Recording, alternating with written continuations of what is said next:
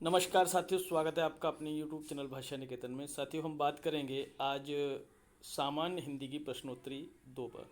तो साथियों, हमारी यह प्रश्नोत्तरी जो है यह है आपको उत्तर प्रदेश की पुलिस भर्ती परीक्षा RO टेट और या TGT PGT इन सभी परीक्षाओं में व्याकरण से संबंधित या भाषा से संबंधित जितने भी आपके प्रश्न रहते हैं उन सब के लिए आपको बहुत ही उपयोगी साबित होगी। तो चलिएगा, आप वीडियो शुरू करेंगे और वीडियो शुरू करने से पहले चाहेंगे चैनल पर नए हैं तो प्लीज़ चैनल को सब्सक्राइब करें। देखते हैं आज का हमारा पहला प्रश्न कौन सा है। तो पहला प्रश्न है हमारा कि हिंदी वर्णमाला में मूल स्वर कितने हैं। हिंदी वर्णमाला में मूल स्वर कितने हैं आपको बताना है। 6, 4, 7 या 2। 6, 4, 7 या 2 बताइए, हिंदी वर्णमाला में मूल स्वर कितने हैं। तो सही संख्या कितनी है कि 4 हैं। 4 कितने 4 हैं। कौन कौन सा है? आ, ई, उ और री, ये आपके मूल स्वर हैं। ठीक है, अगला प्रश्न देखते हैं। अपेक्षा शब्द में कौन सी संधि है। अपेक्षा में आपको क्या बतानी है? संधि बतानी है। अपेक्षा शब्द में कौन सी संधि है? देखिए, हम आपको बताते हैं अपेक्षा में संधि जो होगी वो आपकी कौन सी हो जाएगी। वो संधि है आपकी इसमें गुण संधि। देखिए, अपेक्षा को लिखेंगे तो अप धन इच्छा, अप धन इच्छा। अब देखिए, इस अप में हलंत निकाल लगा के हम आ निकालेंगे और इधर का ई। ठीक है, आ और ई मिलकर आपका कौन सा स्वर बनेगा? ए। तो ये गुण संधि का नियम होता है। तो यहाँ पर आ और ई मिलकर ए बना, माने अपेक्षा गुण स्वर संधि है। ठीक है, अगला हमारा प्रश्न है, निम्नलिखित में से उपसर्ग रहित शब्द है। निम्नलिखित में से उपसर्ग रहित शब्द कौन सा है? सुरेश, अत्यधिक, विदेश या सुयोग। उपसर्ग, उपसर्ग क्या होता है? उपसर्ग माने वे शब्द होते हैं जो किसी भी शब्द में आरंभ में जुड़कर क्या करते हैं? आरंभ में जुड़कर क्या करते हैं? उसका अर्थ परिवर्तित कर देते हैं। तो देखिए, सुरेश, अत्यधिक, विदेश और सुयोग में कौन सा आपका कौन से में उपसर्ग नहीं है आपको वो बताना है। तो देखिए, सुरेश में नहीं है। देखिए, अत्यधिक में आपका अति हो जाएगा, विदेश में बी हो जाएगा, सुयोग में सु हो जाएगा। तो सुरेश में नहीं है, ये ऑप्शन सही है। अगला हमारा प्रश्न है, निम्नलिखित में से किस शब्द में एरा प्रत्यय है। निम्नलिखित में से किस शब्द में एरा प्रत्यय है? सवेरा, एरा प्रत्यय नहीं है बताना है। सवेरा, गनेरा, सपेरा या ममेरा, बताइए किस में आपका एरा प्रत्यय नहीं है। तो देखिए, एरा प्रत्यय जिसमें नहीं है वो आप बताएंगे शब्द कौन सा हो जाएगा। ठीक है, तो देखिए, जो आपका सवेरा शब्द है उसमें एरा प्रत्यय नहीं है, वो स्वयं में एक शब्द है। घनेरा, सपेरा और ममेरा में तो आपका क्या हो जाएगा? एरा प्रत्यय। देखिए, घनेरा में मूल शब्द घन हो जाएगा और सपेरा में सांप हो जाएगा और ममेरा में मामा। इस तरीके सवेरा में नहीं है, तो ए ऑप्शन आपका सही हो जाएगा। देखते हैं हमारा अगला प्रश्न कौन सा है। अगला प्रश्न है, निर्विकार में कौन सा समास है। निर्विकार में कौन सा समास है? अव्ययभाव, द्विगु, द्वंद्व या बहुव्रीहि समास। निर्विकार में आपको समास बताना है। देखिए, यहाँ पर निर्विकार, निर्विकार, ठीक है। तो एक बात समझिएगा, ये निर्विकार हो गया तो ये निर उपसर्ग लग गया। निर क्या है? उपसर्ग। और बे समास जिसमें पहला पद उपसर्ग होता है वे आपके अव्ययभाव होते हैं। कौन से समास होते हैं? अव्ययभाव समास होते हैं। ये ऑप्शन सही है। देखते हैं आपका अगला प्रश्न।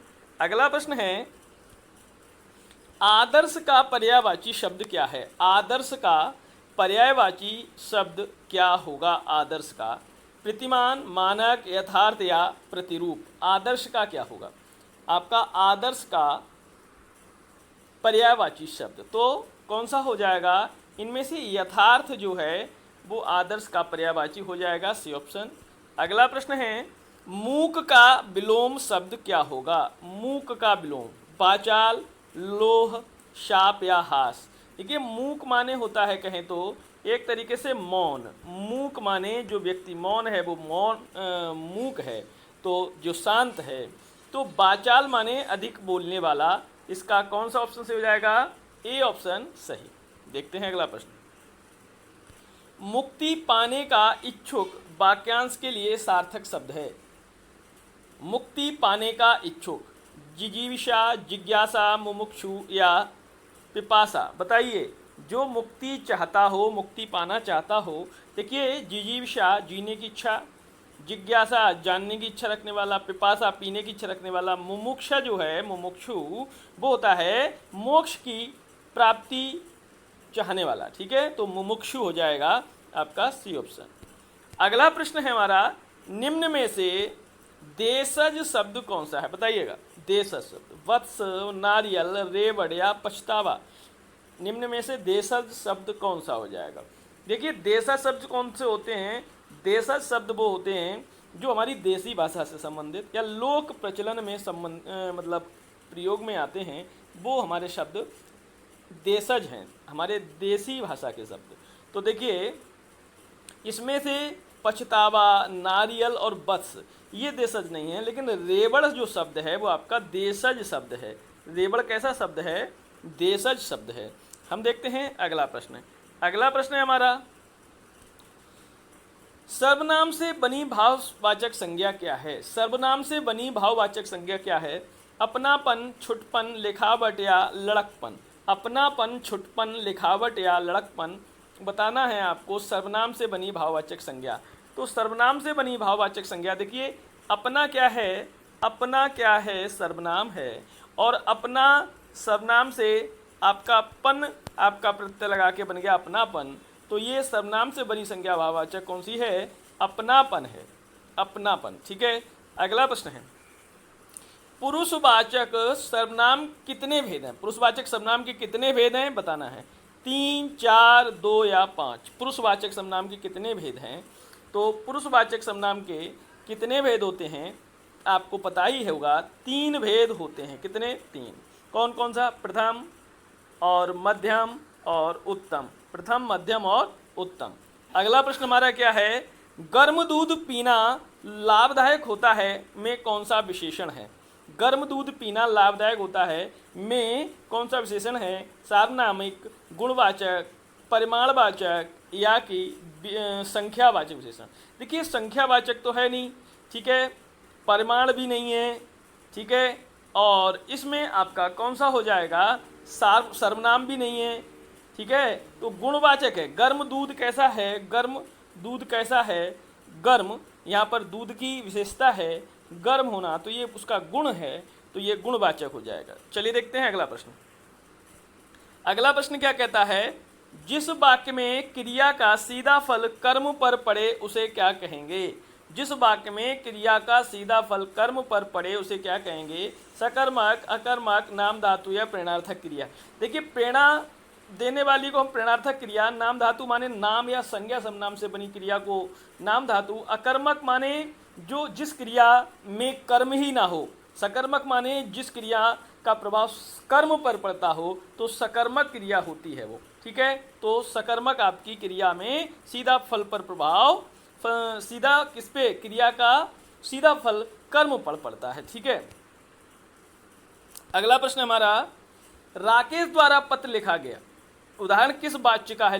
के द्वारा पत्र लिखा गया। ठीक है, तो कर्तृवाच्य में नहीं है, भाववाच्य में नहीं है, तो और कोई नहीं का भी मतलब नहीं कुछ, तो कर्मवाच्य है। देखिए, राकेश ने पत्र लिखा, कर्तृवाच्य का वाक्य है। राकेश ने पत्र लिखा, अगर हम ये कहें कि राकेश ने पत्र लिखा, अगर ये आपका वाक्य होता तो ये कौन सा होता? तो सीधा सीधा राकेश के द्वारा पत्र लिखा गया, यह आपका कर्मवाच्य है। राकेश ने पत्र लिखा, ये आपका कर्तृवाच्य है। जैसे एक्टिव वॉइस अंग्रेजी में हम जो पढ़ते हैं एक्टिव पैसिव वॉइस, उसमें एक्टिव बात कैसे कही जाएगी कि राकेश ने पत्र लिखा, और पैसिव वॉइस राकेश द्वारा पत्र लिखा गया, तो द्वारा की बात आती है कर्मवाच्य में। तो एक्टिव वॉइस, पैसिव वॉइस, तो ये आपका कर्तृवाच्य है और राकेश के द्वारा पत्र लिखा गया कर्मवाच्य है। चलिए देखते हैं अगला प्रश्न। वह अपने मित्र के लिए पत्र लिखता होगा, उक्त वाक्य किस काल से संबंधित है? वह अपने मित्र के लिए पत्र लिखता होगा, उक्त वाक्य किस काल से है? संदिग्ध भूत, संदिग्ध वर्तमान, सामान्य भविष्य या संभाव्य भविष्य। भाई अपने मित्र के लिए पत्र लिखता होगा, देखिए लिखा उसने या नहीं लिखा, यह यहाँ पर बात किस में है, यह बात आपकी किस में है, संदिग्ध में है कि लिखता होगा। लिखा नहीं है, लिखा नहीं है, लेकिन लिखता होगा, है ना। शायद वह अपने पितर के लिए पत्र लिखता होगा, ये शायद में है, संदिग्ध में बात है, इसलिए ये संदिग्ध वर्तमान हो जाएगा, संदिग्ध वर्तमान हो जाएगा। ठीक है। अगला प्रश्न है, रेखांकित का कारक बताइए। देखिए इसमें रेखांकित नहीं दिया है। मेढक को पत्थर से मत मारो, मेढक को पत्थर से मत मारो। देखिए पत्थर से, इसको आप रेखांकित समझ लिए, पत्थर से माने पत्थर के द्वारा, पत्थर के द्वारा। तो आप एक बताइएगा, कोई साधन की बात होती है वहाँ कर्ण कारक होता है, कौन सा कारक होता है, कर्ण कारक होता है, तो इसमें कर्ण कारक हो जाएगा। अगला प्रश्न है, निम्नलिखित में से आपको निपात का उदाहरण नहीं है, इनमें से जो निपात नहीं है वो आपको बताना है। देखिए ही निपात है, भी निपात है और तक भी निपात है, लेकिन मैं नहीं है। मैं क्या है, एक सर्वनाम है। मैं क्या है, एक सर्वनाम है, और ये कौन सा सर्वनाम है आपको बताना है। बताइएगा ये मैं कौन सा सर्वनाम है, प्रथम, मध्यम या उत्तम, बताइए। तो ये आपका मैं उत्तम आपका पुरुषवाचक सर्वनाम है। ठीक है। अब आपको बताना है निपात। निपात क्या होता है, तो निपात माने वे आपके कह सकते हैं शब्दांश होते हैं, जिनका या शब्द होते हैं जो क्या करते हैं, जो क्या करते हैं किसी भी वाक्य में एक उस वाक्य के लिए क्या करते हैं, एक जोड़ देने का कार्य करते हैं। जैसे एक बात मैं कहूँ कि तुमको शादी में आना है, एक बात मैं कहूँ कि तुमको भी शादी में आना है ना, या एक बात कहूँ कि तुमको ही यह कार्य करना है, एक बात कहूँ तुमको कार्य करना है, तो ही लगा दिया तो वह उस वाक्य पर जोड़ देने का कार्य है, तो ये निपात हैं। ठीक है, ये सभी निपात हैं, लेकिन मैं निपात नहीं है। अगला प्रश्न है, कोष्टक ये दिया है आपका इस तरीके से, ये चिन्ह किसका है बताइएगा। यह जो आपके कह सकते हैं चिन्ह हैं उनमें से बताना है, योजक चिन्ह है, उद्धरण चिन्ह है, निर्देशक चिन्ह है, या हंस पद या त्रुटिपूरक चिन्ह है, बताइए। तो हंस पद या त्रुटिपूरक तो नहीं है, हंस पद या त्रुटिपूरक ऐसे होता है। ठीक है, निर्देशक चिन्ह है, उद्धरण चिन्ह है, या कि योजक चिन्ह। योजक चिन्ह इस तरीके से लगता है, ये उद्धरण चिन्ह है।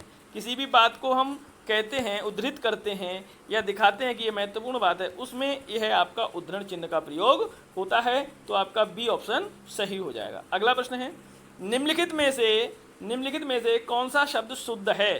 सांसारिक, संसारिक, सांसारिक। देखिए एक बात बताऊं, ये संसारिक नहीं है, संसारिक भी नहीं है, सांसारिक भी नहीं है, संसारिक भी नहीं है, और ये आपका देखिए संसार में संसार शब्द है। ठीक है, मूल शब्द संसार है, इसमें एक प्रत्यय लगेगा, और जब एक प्रत्यय लगता है, कोई भी प्रत्यय लगता है, तो जो आपका मूल शब्द है उस शब्द का जो प्रथम वर्ण है उसमें आपका दीर्घ हो जाता है, उसकी वृद्धि हो जाती है। वृद्धि माने अगर यहाँ पर संसार में आप देखेंगे हिरिश्व आ है, तो हिरिश्व आ की जगह यहाँ दीर्घ हो जाएगा, और दीर्घ होने के बाद ये सांसारिक हो जाएगा। क्या हो जाएगा, सांसारिक हो जाएगा। ठीक है, अगला प्रश्न है, यह चित्र बड़ा सुंदर है। यह चित्र बड़ा सुंदर है, इस वाक्य में किस तरह की अशुद्धि है। यह चित्र बड़ा सुंदर है, विशेषण संबंधी अशुद्धि है, क्रिया संबंधी अशुद्धि है, सर्वनाम संबंधी अशुद्धि है, या संज्ञा संबंधी अशुद्धि है। यह चित्र बड़ा सुंदर है, बताइए किस प्रकार की अशुद्धि है। तो यह विशेषण संबंधी अशुद्धि है ना। तो यहाँ बड़ा सुंदर की जगह हमको यहाँ बहुत सुंदर कहना है, बहुत सुंदर, क्योंकि यहाँ बड़ा हम उसके आकार की बात नहीं कर रहे हैं, यहाँ हम उसके गुण की बात कर रहे हैं। तो बहुत भी बहुत सुंदर की बात करेंगे तो बहुत सुंदर यहाँ विशेषण होगा, और जो विशेषण प्रविशेषण के रूप में होगा, क्योंकि सुंदर होना यहाँ पर क्या है, यह सुंदर होना भी एक विशेषण है। ठीक है, बड़ा सुंदर की जगह बहुत सुंदर यहाँ पर हो जाना चाहिए, या अधिक सुंदर होना चाहिए। ठीक है, अब हम देखते हैं अगला आपका प्रश्न है, पानी पानी होना मुहावरे का क्या अर्थ है। पानी पानी होना मुहावरे का क्या अर्थ है। इतनी बरसात हुई कि आंगन में पानी पानी हो गया, ये बिल्कुल गलत है। शरीर में पानी ही पानी है, बिल्कुल गलत है। दाल में पानी ही पानी हो गया, ये भी गलत है। चोरी पकड़ी जाने पर वह पानी पानी हो गया, यह मुहावरे का अर्थ का मतलब क्या है? इसमें हम कहेंगे पानी पानी होने का अर्थ, ये तो वाक्य प्रयोग हो गया। पानी पानी का अर्थ हो जाएगा कि शर्मिंदा होना। क्या अर्थ होगा? शर्मिंदा होना। ठीक है, शर्मिंदा होना आपका पानी पानी होने का अर्थ है। चोरी पकड़े जाने पर पानी पानी हो गया अर्थात शर्मिंदा हो गया। अगला प्रश्न है, किस क्रमांक वाली ध्वनि है? श, ई, चा या ता? क्रमांक वाली ध्वनि आपको बताना है। तो इसमें जो इसमें ई जो है वो क्रमांक वाली ध्वनि है। अगला देखते हैं, उच्छिष्ट शब्द का विच्छेद बताइए। उच्छिष्ट, इस तरीके से उच्छिष्ट लिखा जाता है, तो उच्छिष्ट का आपको क्या बताना है? उच्छिष्ट का विच्छेद। तो मैं आपको बताता हूँ, देखिए इसमें क्या होता है, जब ता का योग शा से होता है। किससे होता है? शा से। ता का योग शा से होता है, तो ता तो चा में और ये शा जो है वो छा में परिवर्तित हो जाता है, तो ये हो जाएगा उच्छिष्ट। ता के स्थान पर चा और सा के स्थान पर छा, तो इसमें डी ऑप्शन आपका सही हो जाएगा। अगला प्रश्न देखते हैं, अन्वेषण शब्द में कौन सा उपसर्ग है? देखिए अन्वेषण की हम संधि करेंगे तो अनुधन एषण होगी, और इसमें अगर हम संधि पूछें आपसे तो कौन सी होगी? तो ये आपकी ईयण संधि होगी। कौन सी संधि होगी? ईयण संधि होगी, और अनु उपसर्ग है, एषण इसका शब्द मूल शब्द में है, तो अनु आपका हो जाएगा। ढक्कन शब्द में प्रत्यय है, बताइए। ढक्कन शब्द में प्रत्यय अन, कन, मा और या आ। देखिए ढक्कन में आपका जो प्रत्यय है वो आपका अन हो जाएगा। ढकने से अर्थ में है, तो ढक्कन जो ढके वो है ढक्कन। ठीक है, तो अन आपका क्या हो जाएगा? आपका प्रत्यय हो जाएगा। प्रत्यय जो शब्द के अंत में प्रयोग होते हैं, शब्दांश के अंत में प्रयोग होते हैं। किस शब्द में द्विगु समास नहीं है? देखिए द्विगु समास संख्यावाची होता है। द्वि माने गिनती, गु माने गाय, अर्थात दो गायों का समूह। द्विगु माने होता है दो गायों का समूह, अर्थात जहाँ पर गिनती का प्रयोग होता है साथियों, वहाँ होता है आपका द्विगु समास। तो चौराहा में 4 राहों का समूह, त्रिभुज में भी 3 भुजाओं का समूह, सप्ताह में भी 7 सप्त अहन माने दिनों का समूह, है ना। और चतुरानन माने जिसके 4 मुख हों, और मैंने आपको पहले भी बताया है, जहाँ पर संख्यावाची भी है और जहाँ पर पर्यायवाची जिसके मिल जाते हों, वहाँ पर आपको बहुव्रीहि समास करके आना है। तो यहाँ पर चतुरानन में बहुव्रीहि है, ना कि आपका कौन सा? द्विगु। देखिए चौराहा का पर्यायवाची, त्रिभुज का पर्यायवाची, सप्ताह का पर्यायवाची आप मुश्किल से पाएंगे, लेकिन चतुरानन 4 मुख वाले ब्रह्मा जी हैं। ठीक है, तो यहाँ पर चतुरानन आपका बहुव्रीहि समास है, द्विगु समास नहीं है। अगला प्रश्न है, परिजात किसका पर्यायवाची है? परिजात कमल, गुलाब, कल्प वृक्ष या केवड़ा। परिजात किसका पर्यायवाची है? तो कल्प वृक्ष को हम परिजात कहते हैं, कल्प वृक्ष को परिजात कहते हैं। ठीक है, कल्प वृक्ष। अगला प्रश्न है, सघन का विलोम शब्द क्या होगा? सघन का विलोम शब्द, सघन माने घना। सघन माने क्या होता है? कहें तो घना होता है, घना। और सघन का जो विलोम है वो आपका इनमें से विरल, अचल, जटिल या गहन में विरल हो जाएगा। विरल माने होता है दूर दूर, विरल माने दूर दूर, या कहें है ना जो घना ना हो। ठीक है, अगला है, ज्ञान प्राप्ति की इच्छा रखने वाला वाक्यांश के लिए सार्थक शब्द बताइएगा साथियों। ज्ञान प्राप्ति की इच्छा रखने वाला वाक्यांश के लिए सार्थक शब्द क्या होगा? जो ज्ञान प्राप्ति की इच्छा रखता हो, तपस्वी, सन्यासी, पिपासु या जिज्ञासु। तो जिज्ञासु जानने की इच्छा रखने वाला या ज्ञान की इच्छा रखने वाला बात एक ही है, तो सी ऑप्शन आपका सही है।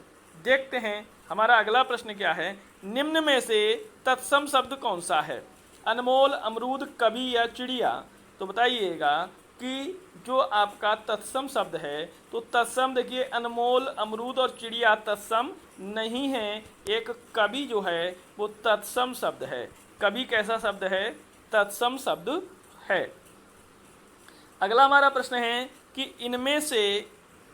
इनमें क्रिया से बनी भाववाचक संज्ञा नहीं है। इनमें क्रिया से बनी भाववाचक संज्ञा नहीं है। पढ़ाई, दौड़, उतराई या खटाई। पढ़ाई, दौड़, उतराई या खटाई, बताइए। इनमें क्रिया से बनी भाववाचक संज्ञा नहीं है, तो इसमें कौन सा हो जाएगा? तो इसमें हो जाएगा आपका खटाई। खटाई जो है वो क्रिया से बनी नहीं है, क्योंकि देखिए पढ़ाई से, पढ़ने से क्रिया में आई प्रत्यय लग गया, पढ़ाई। दौड़, ठीक है, दौड़ से, दौड़ आपकी दौड़ने से, दौड़ना क्रिया है, दौड़ एक क्रिया में भाववाचक लग गया, भाववाचक बन गई। उतरने से उतराई हो गया। खटाई, खट्टा, खट्टा क्या है? क्रिया नहीं है। खट्टा क्या है? खटियाना क्रिया हो सकती है। खट्टा क्या है? खट्टा आपका एक विशेषण है और इससे खटाई एक आपकी भाववाचक संज्ञा बन गई है, ठीक है। खट्टा से बना है। खट्टा क्या है? एक विशेषण है। अगला हमारा प्रश्न है, किस वाक्य में मध्यम पुरुष सर्वनाम प्रयुक्त हुआ है? मध्यम पुरुष, मैंने अपना काम कर लिया। अपना काम तो निजवाचक, ठीक है। आप गांव से कब आए? आप माने तुम, आप माने या तुम हो गया, और तुम के अर्थ में पुरुषवाचक सर्वनाम, और पुरुषवाचक में कौन सा हो जाएगा? मध्यम पुरुष। आप काज, महाकाज, मतलब स्वयं का काज निजवाचक है। वह अपने आप चला गया, अपने आप में भी यहाँ पर निजवाचक है, तो यहाँ सब निजवाचक सब नाम है। लेकिन आप गांव से कब आए माने मध्यम पुरुष है, तो यहाँ ये आपका बी ऑप्शन सही हो जाएगा। अगला प्रश्न है, यह लड़का बहुत होशियार है में कौन सा विशेषण है? यह लड़का बहुत होशियार में कौन सा विशेषण है? सर्वनाम में गुणवाचक, परिमाणवाचक, संख्यावाचक। देखिए संख्या, परिमाण, सर्वनाम, सर्वनाम भी हो सकता है। देखिए क्योंकि गुणवाचक तो बहुत में गुण हम ले सकते हैं, लेकिन ये प्रविशेषण के रूप में है। यह लड़के में यह जो है आपका सार्वनामिक है। यह जो क्या है? सार्वनामिक विशेषण। यह लड़का, लड़का भी कौन सा? यह है, तो ये आपका ए ऑप्शन सही है, क्योंकि यह जो है आपका सार्वनामिक विशेषण हो जाएगा। अगला प्रश्न है, जिस वाक्य में क्रिया का सीधा फल कर्ता पर पड़े उसे कहते हैं सकर्मक क्रिया, अकर्मक क्रिया, नामधातु क्रिया या प्रेरणार्थक क्रिया। तो उसको हम साथियों कहते हैं सकर्मक क्रिया। क्या कहते हैं? सकर्मक। दोबारा पूछ लिया गया है। अगला प्रश्न है, भाववाच्य वाला वाक्य इनमें से कौन सा नहीं है? मालती खाना खाती है, रमेश खाना खा सकता है, हिमेश से दौड़ा नहीं जाता, या रक्षा दौड़ नहीं सकती। भाववाच्य वाला वाक्य इनमें से कौन सा नहीं है? बताइए। देखिए रक्षा दौड़ नहीं सकती, हिमेश से दौड़ा नहीं जाता, ये भी भाववाच्य है। रमेश खाना खा सकता है, या मालती खाना खाती है। तो इसमें से आपको वो बताना है जो भाववाचक है। तो भाववाचक वो है हिमेश से दौड़ा नहीं जाता। ये सभी आपके कौन से हैं? सभी कर्तृवाच्य हैं, और सभी कर्तृवाच्य हैं, लेकिन हिमेश से दौड़ा नहीं जाता भाववाच्य है। जहाँ पर कर्ता और कर्म दोनों का प्रभाव क्रिया पर नहीं पड़े, वहाँ होता है भाववाच्य। किस वाक्य में संदिग्ध वर्तमान का प्रयोग हुआ है? बताइए। संदिग्ध वर्तमान, बाजार खुलने पर हम सामान खरीदेंगे, वह शायद पढ़ाई के लिए कोटा जाए, तीर्थयात्री गंगा में स्नान करते होंगे, उसने गाना गाया। देखिए पहला भी आपका नहीं है संदिग्ध, शायद आया गया है शब्द इसमें, तो यही संदिग्ध हो जाएगा। शायद आने के कारण यही संदिग्ध हो जाएगा। तो संदिग्ध वर्तमान आपका बी ऑप्शन सही है। बी ऑप्शन आपका सही है। अगला प्रश्न देखते हैं, उसने पेचकस के द्वारा ढक्कन खोला। उक्त वाक्य में के द्वारा, तो देखिए के द्वारा की व्यक्ति किस कारक में आती है? तो कर्ण कारक में आती है, तो सी ऑप्शन सही है। अगला प्रश्न है, पानी में थोड़ी बर्फ डालकर उसे धीरे धीरे हिलाओ ताकि वह जल्दी ठंडा हो जाए। वाक्य में कौन समुच्चय बोधक शब्द है? बताइए। समुच्चय बोधक शब्द है थोड़ी, धीरे धीरे, ताकि या जल्दी। बताइए। समुच्चय बोधक की बात आ रही है कि पानी में थोड़ी बर्फ डालकर उसे धीरे धीरे हिलाओ ताकि वह जल्दी ठंडा हो जाए, तो कौन सा हो जाएगा? समुच्चय बोधक बताना है आपको, जोड़ने वाला। ताकि जो है समुच्चय बोधक है, ताकि जो शब्द आ जाएगा इसमें वो कौन सा हो जाएगा? समुच्चय बोधक है। ठीक है। अगला देखते हैं, कोष्टक में दिया गया चिन्ह किसका है? देखिए ये वाला चिन्ह मैं आपको बीच में भी बताया था अभी। योजक चिन्ह है, लाघव चिन्ह है, निर्देश निर्देशक चिन्ह या हंस या त्रुटि पूरक चिन्ह है, बताइएगा। तो आपको बताया है मैं कि ये जो होता है यह त्रुटि पूरक होता है। जैसे कभी गलती हो जाए तो हम लोग कॉपी पे इस तरीके का निशान लगा के उसके ऊपर लिख देते हैं, सही है। तो चलिए देखते हैं अगला प्रश्न। अगला प्रश्न है, निम्नलिखित में कौन सा शब्द शुद्ध है? आशीर्वाद, आशीर्वाद या कि, ये देखिए इसमें हंस पद या त्रुटिपूरक, ये गलत हो गया है, सॉरी। तो देखिए इसमें जो सही शब्द है वो आशीर्वादी हो जाएगा, ठीक है। पहला ही ऑप्शन सही है, आशीर्वाद ही हो जाएगा इस तरीके से। ये जो वापे रा उड़ंतु रा लगेगा, ठीक है, ये आशीर्वाद में छोटा शा का छोटी की मात्रा गलत है ये, ठीक है। अगला प्रश्न है, महात्मा गांधी का देश सदैव हमारी आभारी रहेगा, इस वाक्य में किस तरह की अशुद्धि है? महात्मा गांधी का देश सदैव आभारी रहेगा, इस वाक्य में वाच्य प्रयोग की अशुद्धि, पुनरुक्ति अशुद्धि या कि पदक्रम संबंधी अशुद्धि या संयुक्त क्रिया अशुद्धि, बताइए। महात्मा गांधी का देश, देखिए महात्मा गांधी का देश सदैव आभारी रहेगा, महात्मा गांधी का देश, ये पदक्रम संबंधी अशुद्धि है ना। देश, यह देश या देश महात्मा गांधी का सदैव आभारी रहेगा। पदों में या जो भी पद है, संज्ञा सर्वनाम, है ना, इन सब में क्या है, क्रम गलत हो गया है, तो पद क्रम संबंधी अशुद्धि। महात्मा गांधी का देश सदैव आभारी नहीं, देश सदैव महात्मा गांधी का आभारी रहेगा, ठीक है। इस तरीके से हमारा सही होगा। बालू से तेल निकालना मुहावरे का क्या अर्थ है? बालू से तेल निकालना, बताइए। शीर्ष नष्ट हो जाना, शीघ्र नष्ट ही हो जाना, असंभव कार्य करना, पूर्णतः स्वस्थ होना या बहुत साधन संपन्न होना। देखिए हम बालू या उसमें तेल नहीं निकाल सकते, यह एक ऐसा कार्य है, असंभव कार्य है, तो इसमें बी ऑप्शन आपका सही हो जाएगा। तो साथियों यह है हमारी हिंदी व्याकरण से संबंधित जो प्रश्नोत्तरी है, उसका यह आपका कौन सा भाग हो गया, ये आपका आज दूसरा पार्ट है, ठीक है। तो आपको कैसा लग रहा है सेशन, कमेंट सेक्शन में जरूर बताइएगा, और आपके कितने सही गए वो भी कमेंट सेक्शन में लिखिएगा। ये जो हमारी प्रश्नोत्तरी है, ये हिंदी व्याकरण की भाषा संबंधी प्रश्नोत्तरी है, और यह सभी जितने भी परीक्षाएँ हैं आपकी जिसमें सामान्य हिंदी का प्रश्न पत्र रहता है, उन सब के लिए यह महत्वपूर्ण आपकी श्रृंखला है। इसको आप अनवरत देखते रहिए और साथियों तक शेयर भी करिए। तो फिर मिलते हैं अगले वीडियो में, तब तक के लिए नमस्कार, धन्यवाद।